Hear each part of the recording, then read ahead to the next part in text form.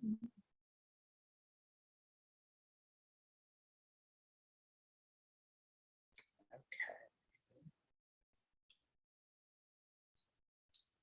right, we are live on the YouTube.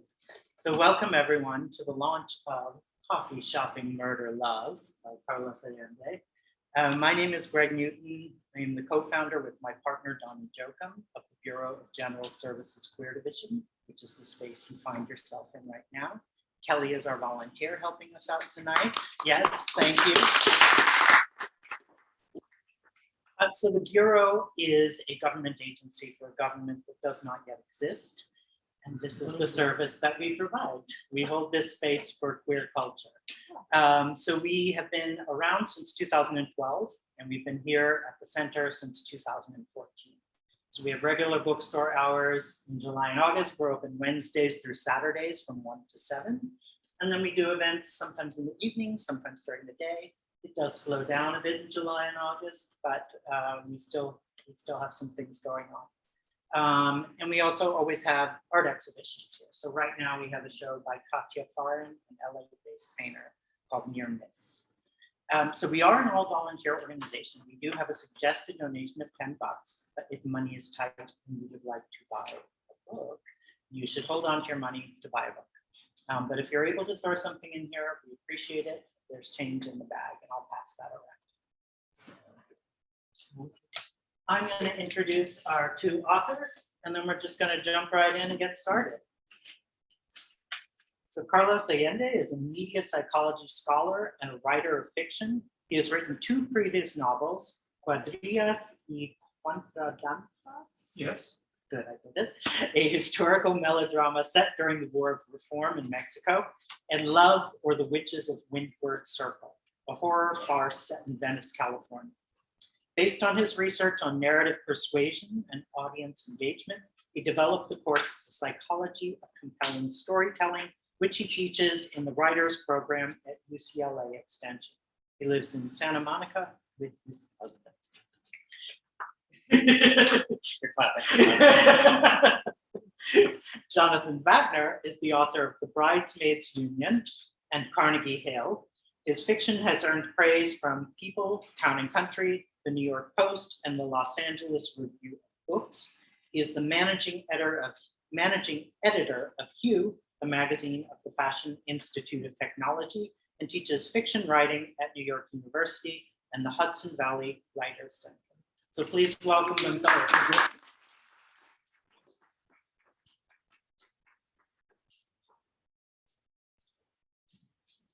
Okay, thank you all for coming. I love this space, and I hope you all buy books because it's just a wonderful collection. I'm going to start and read a short segment, and we're going to talk about my book a little bit, and then the man of the hour, Carlos, is going to read a section, and we'll talk about his book. So the Bridesmaids Union, it's kind of a romantic comedy. It's about an online support group for bridesmaids. And basically this woman, Iris, has been a bridesmaid like too many times and is deeply in debt. And she founds a secret Facebook group where bridesmaids sort of come to complain about the weddings they're in. And her younger sister, gets engaged at the beginning of the novel and asks her to be the maid of honor. And so Iris is posting about her sister's wedding as the sort of security of the Facebook group becomes less and less certain. So what I'm going to read, there's a gay character, of course, Kyle, who joined. He's an influencer. He's like a men's style blogger influencer, and he joins the Bridesmaids Union because, well, you'll see why. And he kind of like starts to take over. He becomes sort of the center of attention of the Bridesmaids Union. And I'll just say one more thing, which is originally there were going to be 2 main characters, Iris and Kyle. And I thought it ended up being more interesting if we actually never meet him, if we don't meet him, and if we just learn about him through what Iris learns on the internet. So this is his first post. Hey girlfriends, thank you so much for letting me join your group. I'm going through a literal shitstorm and I needed to dish. Bear with me because this is kind of epic. A couple years ago, I met this guy Baxter, a smoking hot personal trainer on Grindr. Usually with Grindr hookups, you pretend you're going to be a regular thing and then it's Ghost City. But we had such a good connection, we actually met up again and again. Ladies, you have no idea how rare this is. He was like my hookup soulmate. So we had this perfect thing going. Once or twice a week, we'd hang out, watch a dumb show, get our needs taken care of, and go on our merry way. The few times we went out clubbing, we always ended the night in bed together. Our chemistry was that good. Every so often, we do a feelings check, and it was always like, nope, not interested in a relationship, just loving this no strings sitch. After like 10 months of this, he goes out of town for 2 weeks to do some short-term personal training for a famous actor I can't name, but who is like AAA list, who needs to bulk up for a role. And I'm lying in bed, missing Baxter and smiling like a doofus. And I'm like, duh, Kyle, you're in love with him. The next time we get together, I test the waters like, is this friends with benefits thing still working for us? Or do you think we should try upgrading? And he's like, we have fun, sex is great. We love going out together. Let's not ruin it with relationship drama. So I held my tongue. We did have a great friendship and great sex. What did it matter what we called it? Fast forward to last Sunday, more than 3 years since we met. We're smoking weed after some porn star level banging. And he's like, I've got big news. I'm getting married. I'm like, I didn't realize you were seeing anyone. And he's like, I thought you didn't want to know about my life. I thought that's what kept your dick hard. It's all I can do not to tell him I love him right then and there. He met this finance bro, Frederick, on OkCupid, and they fell in love. And here's the best part. Baxter said we had to stop sleeping together. Apparently, he and Frederick are going to be monogamous. All I can say is good luck with that. Then Baxter's like, I want you to be one of my groomsmen. And I laugh because our friendship has nothing to do with all the other people he's friends with. We're in this special bubble, untouchable by the rest of the world. So when I show up at the bachelor party or whatever, people are gonna be like, who the hell are you? And he's like, you're my best friend. I love you. I'm just not in love with you. Dagger in my heart. Well, ladies, I said yes. What was my other option? To never see him again? This guy who I'm head over heels in love with and who I thought was in love with me? I know Baxter's making a mistake, picking this rando just because they met on a legit dating site instead of a hookup app. I mean, how long have they known each other? A few months? A year? Love like ours comes along once in a lifetime. I just can't believe he would throw it away.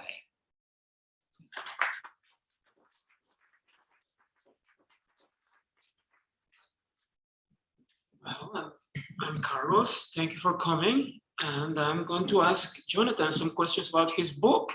So first of all, why about bridesmaids? Sorry. So not very well, kind of gay, but not very gay. So can you hear me if I talk like this? And so should we just keep rotating? Yeah. Just between is fine. Okay. So actually, I was working on a different novel, and my first book was kind of done and ready to, coming out.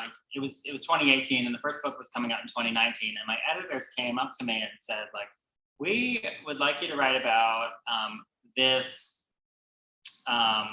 Well, they said the online trend of wedding shaming. There was this story, this news story about this woman this bride who was charging her guests $1,500 a person to attend her wedding, and it blew up on social media. And actually, like the sort of ricochet effect was that she broke up with her fiance, and she like left her son and I mean just for like a few months and went backpacking. And so it was this whole it was interesting how the world of the sort of wedding world and the social media internet world sort of collided and made this huge mess. So it's not a particularly gay story, but So it was a project assignment. So it was an assignment. And I thought, when am I going to get an assignment to write a novel? Well, you did a very good job. Thank you. Yeah, I thought you were very involved in that because it felt really real. I mean, it felt like you know these people. Were you writing about real people? Well, actually, no. I'm a journalist, so actually getting an assignment is normal for me. And I just research the hell out of everything. Every time I write a sentence, I do half an hour of the sort of internet deep dive. So I feel like I don't want to write a sentence until I'm the expert, I'm the total expert. And in terms of the characters, I write characters for the most part by just kind of seeing what happens, seeing what happens to them. I don't usually have someone in mind. What about Kyle? He sounds like a real person. I thank you. Yeah, no one is actually based on anyone in this book. I was thinking about. Or did you change names and places? I was thinking about what kind of person has 1 million followers? What is he like? What does he want? What would he be like? And I was just thinking about the ways in which the internet makes us all narcissists. And if you have, so many followers, your whole life would be all about what those Instagram photos look like. I was also sort of interested, I forget why this happened, but he is he's an immigrant. He's a refugee from Malaysia. He was his life was in danger, and he was able to get himself into the U.S. So I just wanted to give him a little bit of a deeper story, and kind of explain why money and celebrity actually mean something to him, that actually saved his life. I just want to say one more thing about the sort of idea behind the book. After I wrote the book thinking it was just this assignment, but as I was writing, and when I got to the end, I realized, oh no, this is the book I wanted to write. These are the things I felt. This is me. This is truly me. So it really is a true depiction of me. And it is it's basically about straight people, but it really is a queer look at it. And I was thinking there was one more thing I wanted to say, which is that there's a sex scene in it, and it's sort of that straight porn for gay people where they focus on the dude or whatever. Everything is sort of a gay, it definitely would appeal to gay readers, I think. Yeah, I guess so. And it was I felt at the beginning it was a nice predictable plot, which wasn't. And I was okay, this is gonna happen and this is gonna happen, and it didn't happen. Something else happened. So it was a nice experience reading it. Thank you for writing it. Do you want to read from your? Yeah. So I'm going to read about coffee shopping, modern love. My book is quite different. Mine is about horrible people doing horrible things. So every review that you will read about the book is oh, these people are horrible. But they're actually not that bad. So I'm going to read a little part that is kind of bittersweet, which I always read. I was, unlike Jonathan, I was inspired by real people. So pretty much every one of my characters exists, but I just took the worst version of them and I just changed them. I put myself on their skin and I think, well, what would they do?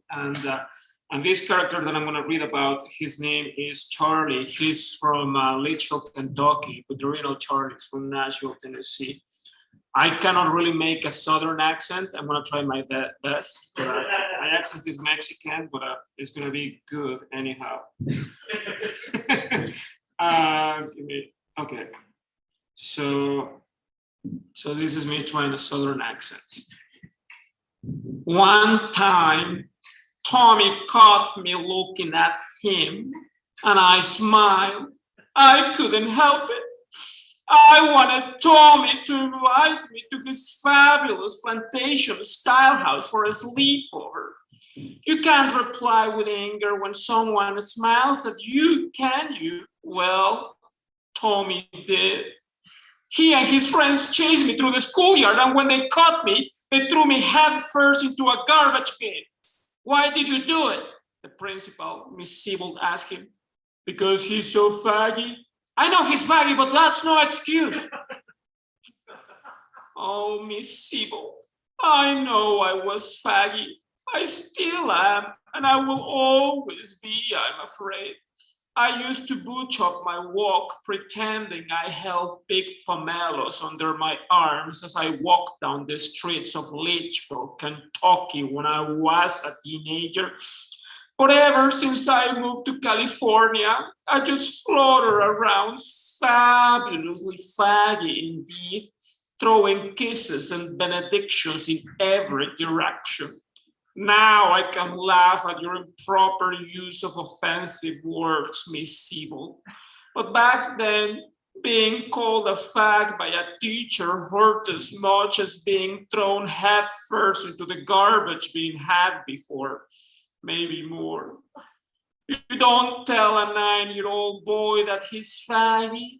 You tell him that he enunciates well and keep quiet about the peculiarities of his demeanor.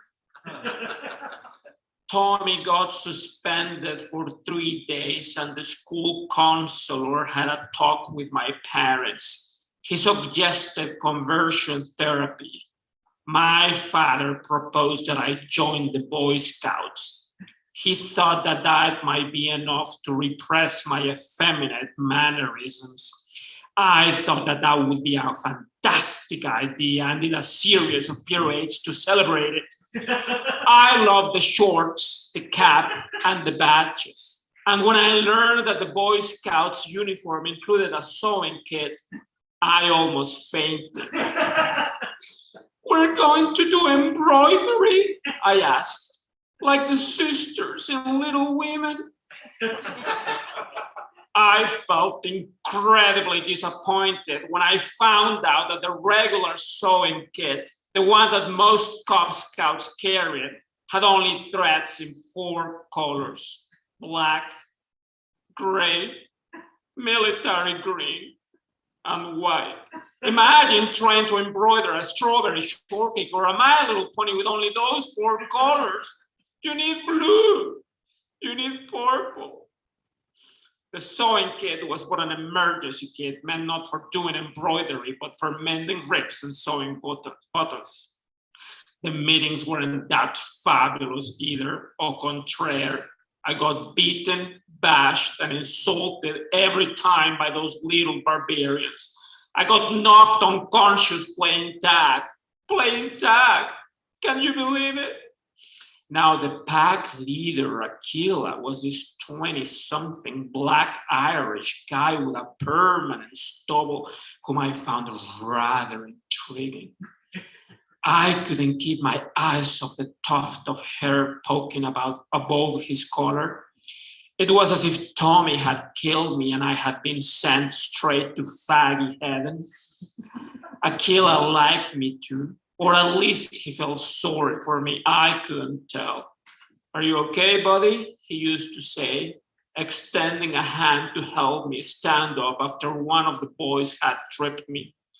I'm all right, I'd reply, cleaning the blood from my nose, pulling down my shirt and offering him a smile that now I realize must have made me look as crazy as Vivian Leigh playing Blanche Dubois in A Streetcar Named Desire.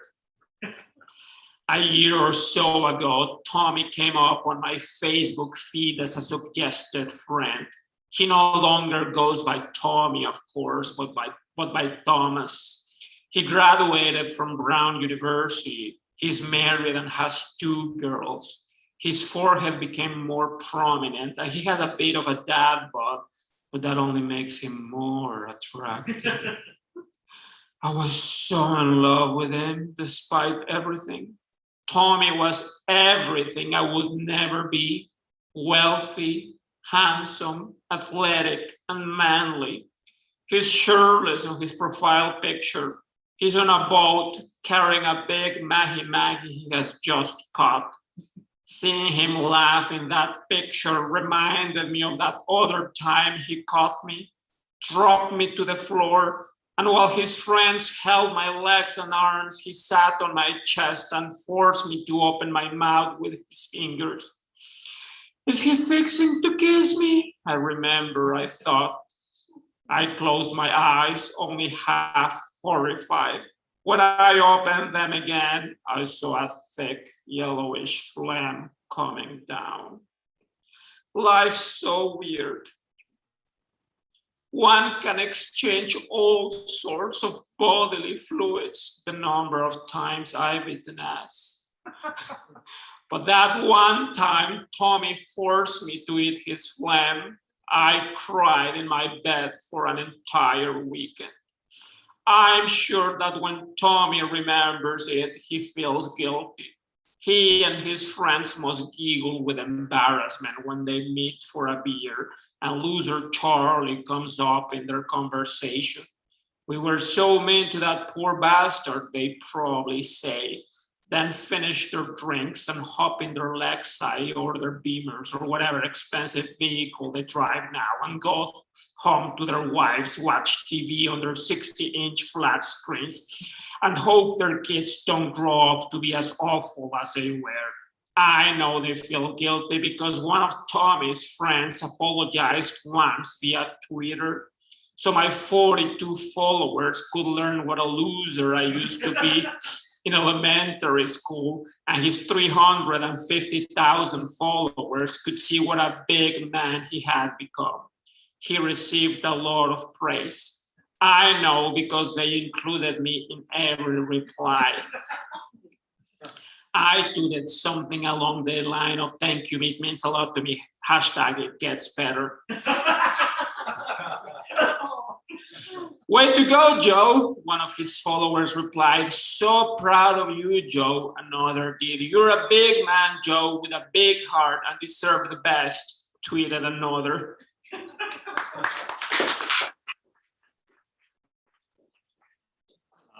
Yeah, that was one of my favorite parts because it reminded me a lot of my own childhood. I definitely swallowed a few of those phlegm balls. So let's talk about the characters, which you, some of the reviews, like the characters are definitely come off as unlikable at first. I sort of fell in love with both of the main characters, Jignesh and Tommy. No, not Tommy, Charlie. But tell me how you like balanced that in terms of like they say some pretty nasty things, but like they also like I really felt for their sort of wants and needs. Well, they say and do very nasty things. So it's about a crime and it's about trying to get rid of a body. And I guess I just wanted to I wanted to write a comedy. I wanted to write a book that people will enjoy along the ride and have fun and learn and reflect. So I wanted to talk about gay anger and gay bitterness, I guess. I was writing about that today. So when you grow up gay, especially people of my age and older, we were born in a time when we had no hopes of getting married, no hopes of even getting a boyfriend, no hopes of, there was no internet. We didn't know that there were much other people like us. So we always felt like the pervy bad guy. And in movies and TVs, the bad guys, well, many times it was a gay guy. And in Disney movies, all the best villains from the Evil Queen and Snow White, Scar from, what is the name? Lion King. All those are gay guys, very flamboyant and stuff. And you learn to love those bad guys. So you fall in love with bad guys because they represent who you are. So that's what I wanted to write my book about. I wanted to talk about anger and bitterness and the resentment that we still have. Like we are campy and we love to joke and all that, but there's a joke that says, hell had no fury like a gay man is slightly inconvenienced. It's kind of true. So that's what I wanted to talk about. I want to tell people what it feels like to feel that way and I'm gonna make you root for the bad guys and identify with the bad guys, just like we have to do for so long. Like new generations don't have that, and it's good. It's good, and it's not that they should have it more difficult. It's good that they have it easy, but we should not forget that we had it tough. So that was my inspiration for both characters. And I also was based in really wonderful people who exist, and they were very nice to be my muse. Like my friend Christopher Touchstone talks a lot. So he inspired Charlie, and How did he feel about that? he's happy with it. He hasn't read the book yet because unfortunately, I mean, like it's a long telenovela, but he cannot read right now. He's in a bad health situation, but he likes it. He read a few parts. He actually, if you look on YouTube, the title of the book, you're gonna hear his original voice reading the passage I just talked about. I feel like one other reason I sort of felt for the characters was because their milieu is so terrible. Like the way you depict LA like makes me never want to go there. It's like it's like the commercialism is rampant, everything is shallow, and it feels like money actually like drives the plot in a sort of a major way. Can you talk more about that? Well, LA is a wonderful place, but yes, it is very superficial, and yes, it's about money all the time. Everybody's hustling in LA. I mean, I wouldn't mind that it's the same here in New York. But yes, LA is flashy, superficial, campy, and but it's a fun place. And I guess, I didn't realize how important money was in my book until somebody made a comment about it. But yeah, and it is like they're always looking for ways to make money because they don't have money. And it's like in LA, everybody has two careers, everybody's trying to make a buck.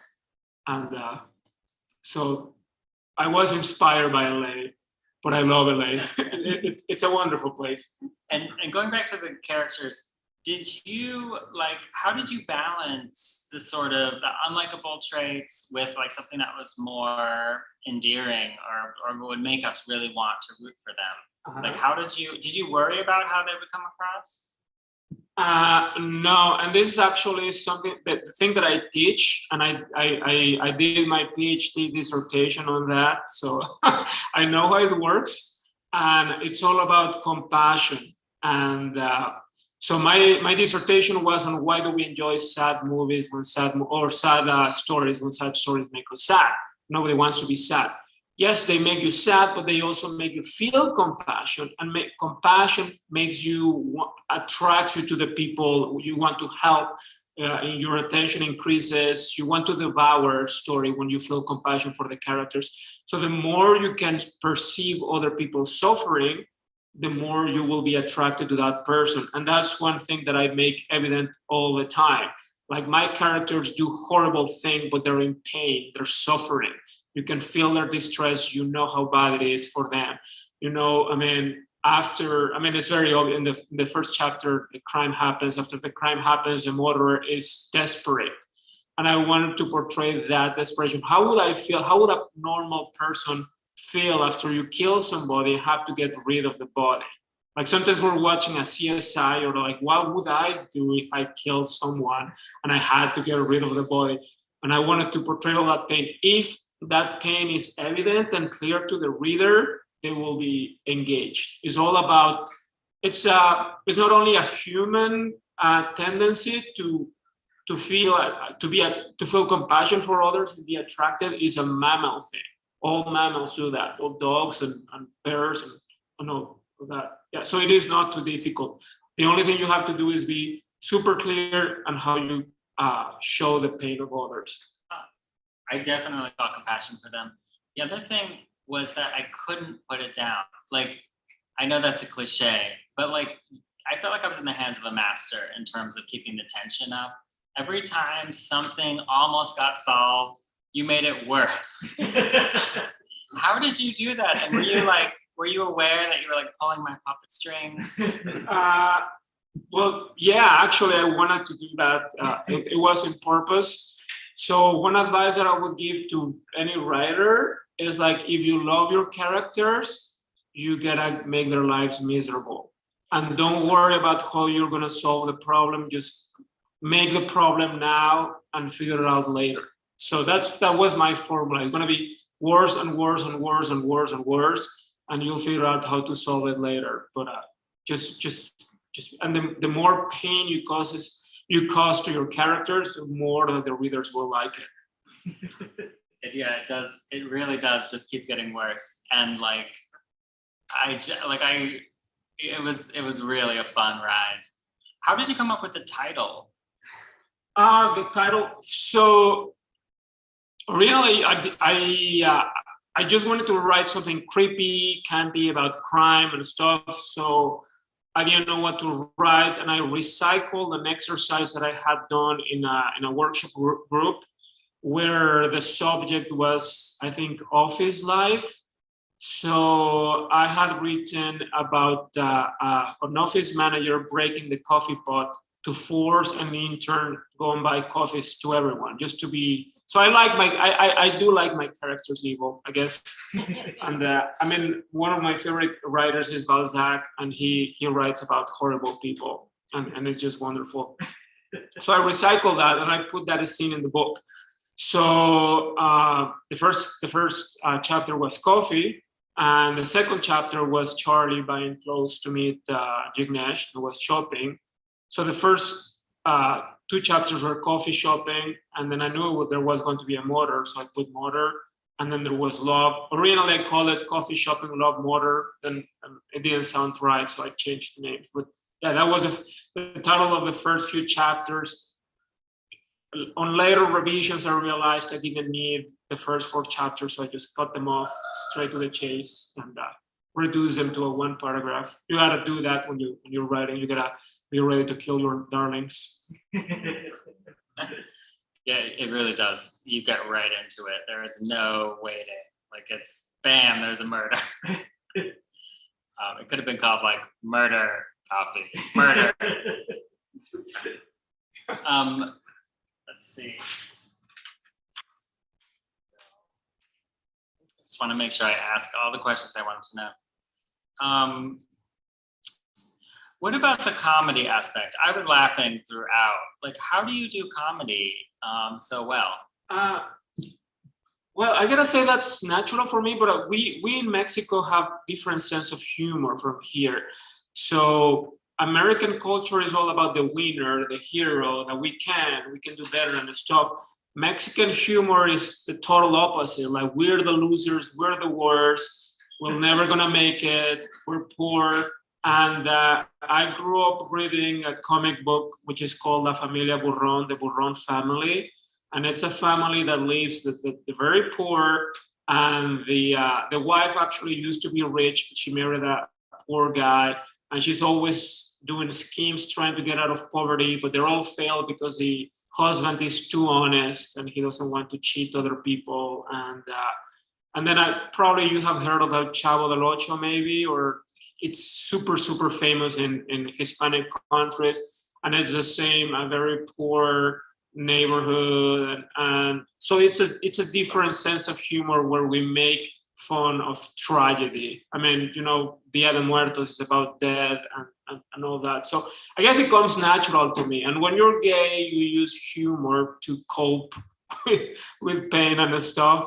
So it came natural to me. And then I realized there's actually a formula for humor. It has to be shocking, but at the same time has to be, harmless. So not all at one point it becomes harmless, or you can separate it. The more you can separate between the shocking and the real consequences, the funnier it can be. Yeah, for me, I don't know. Well, I try to write funny books, and I just, like, if I laugh at something, I leave it in. If I don't laugh, I take it out. It's the same with crying. If I cry, I don't touch that section. If I don't cry, I mean, I don't always cry, but I do laugh a lot at what I write. What are you working on next? So I like tragic characters, and I'm writing a story. I'm still 130 in, and I like witches. I don't like.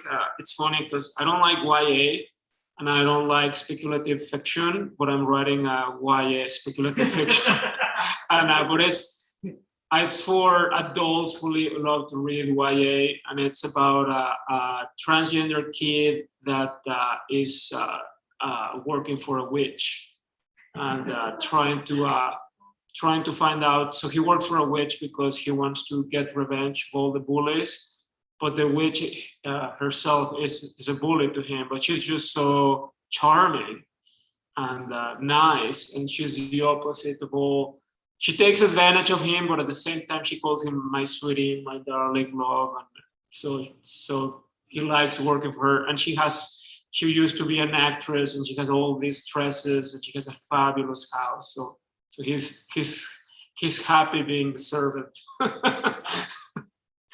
Meryl Streep gonna play her in the movie? Hopefully, she's more like a Bette Midler with big hair. I'd watch that. Do you have ideas of who would play your characters in Coffee Shopping Murder Love? There's the guy that made Leave Britney Alone. I forgot his name. You know him? And he does porn now. But he would be perfect because he's from the South. He has a sense of humor, and he has like a tragic sense of humor. So, and Jignesh is an Indian American, so I don't know what actor could be, but there's plenty. Are there any fat Indian actors in Hollywood? Well, there should be. I mean, there's a role for them. So now, if anyone is interested. So yeah, that's part of my book. I try to. Jignesh is big and fat, and he's aggressive because he can get away with being aggressive. Charlie, on the other hand, he's small, so he cannot be mad at people. He's a pushover. He's superficial. He's looking for Prince Charming to rescue him, while Jignesh is he thinks he's never gonna find love. But they collide together, and they don't expect. It's circumstantial love. I mean, it's not romantic love. It's more like a companionship love, the one that grows between them. It's like, well, we're here on this together, so all fun. Yeah, it definitely was not a traditional love story with butterflies. But it felt realistic. Like I know couples like that. I definitely do. So let's open up to the audience. Any questions? Any questions? Yes. I wanted to actually ask you both, but I'll ask one at a time. So Carlos, how did you get into writing? Like what appealed to you and why? Why did you become I don't know. I always like to write. Well, I mean, I always like to read, and I love stories, and I wish I had went to school for literature or Spanish or English or whatever, but I didn't have the guts because I wanted to make money. And I think now that if your heart is on it, you're going to find the ways to make money, especially now that you can work from home and stuff. But I just tried. I just taught myself. I fell in love with the classics, especially with Balzac. And Balzac is very attractive. Some people say that he was gay.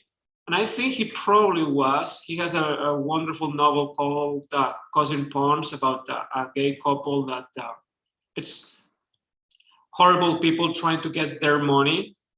And the gay guys are the good ones, not like in my story, but and he has another one about a guy that becomes a woman. So he's just, I fell in love with novels and reading.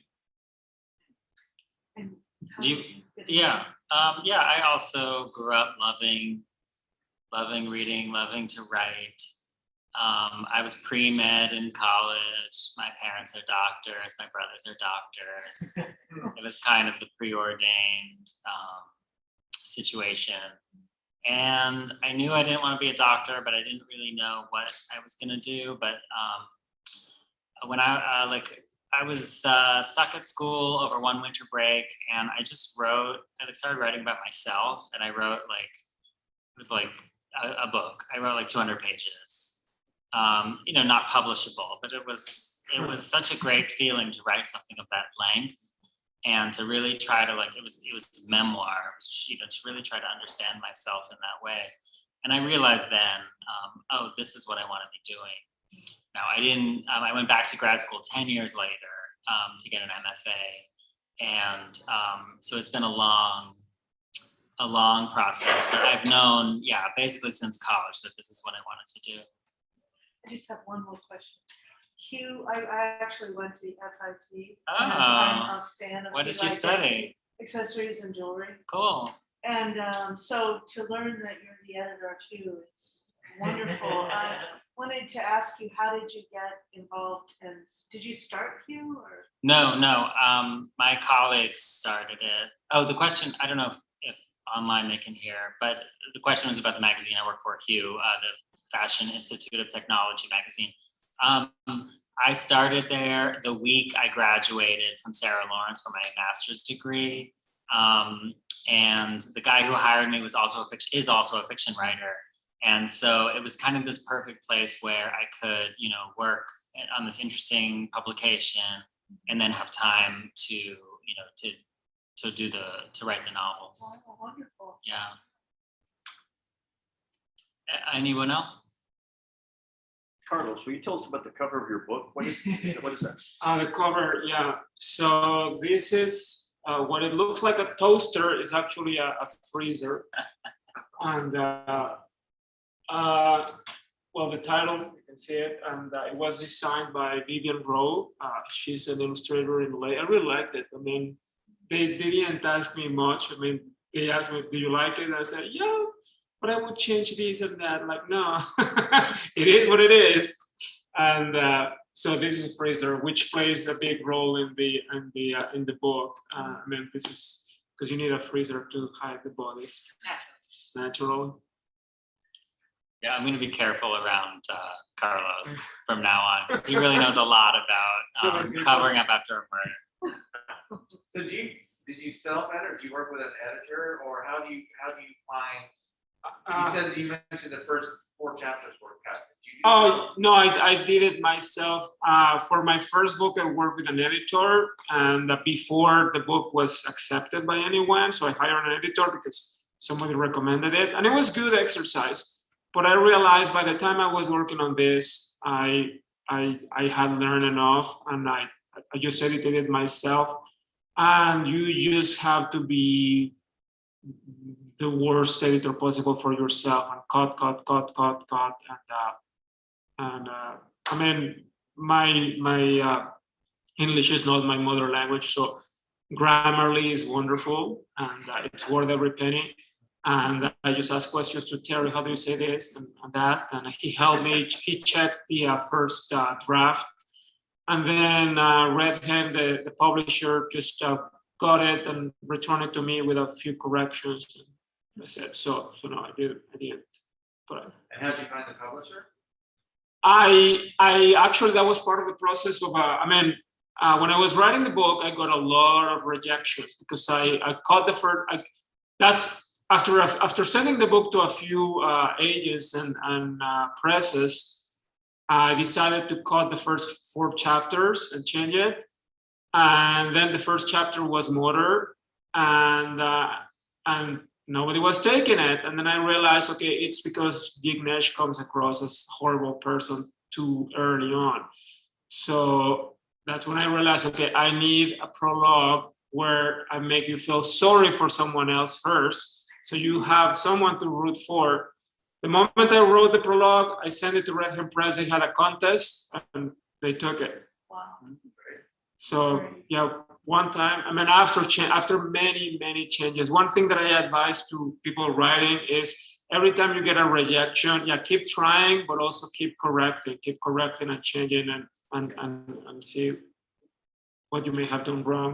Can I answer that question too? Because mine's completely different, although similar in terms of how much editing I did. So yeah, actually both my books were like years of edits, like full with the publishing house. The people who gave me my, the Bridesmaids Union idea, they read the first draft, or they read the draft, that I thought was the final draft, and they were like, well, it's a little too cartoonish, and they gave me like pages of edits, and I spent like a year rewriting the book.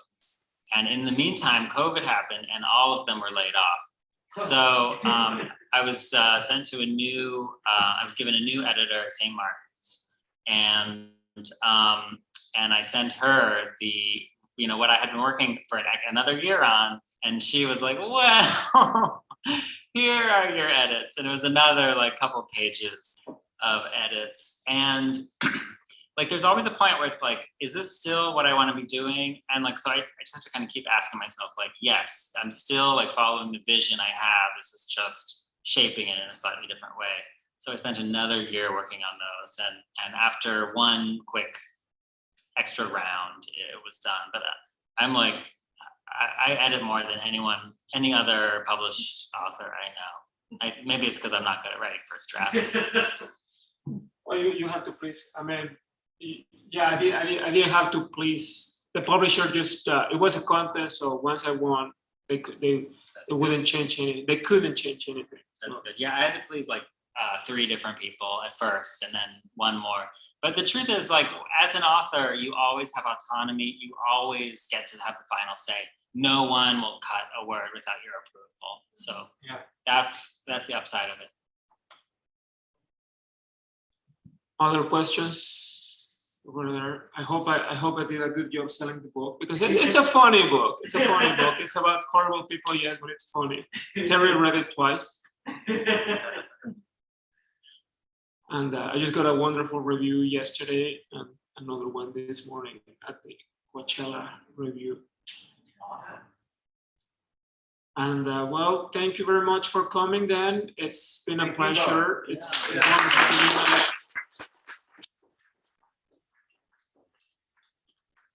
Thank you both. No, in New York, really. Yes. Thank you both so much. And thank you everyone who came. We have copies up front, and thanks to everyone out in cyberspace. Yeah. Have a good night.